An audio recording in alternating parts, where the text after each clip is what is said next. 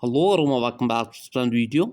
Today I'm going to show you how to end your phone call on your iPhone with your power button or side button. So let's get started without wasting any time.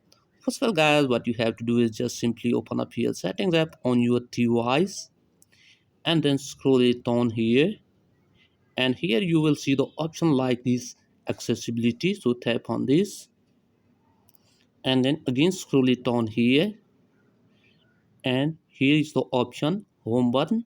So tap on this and then scroll it down here, and here are three options: Siri, classic, voice control, and off. If you have turned this off, you will not be able to end your call with your side button. So what you have to do is just tap here on Siri or classic voice control.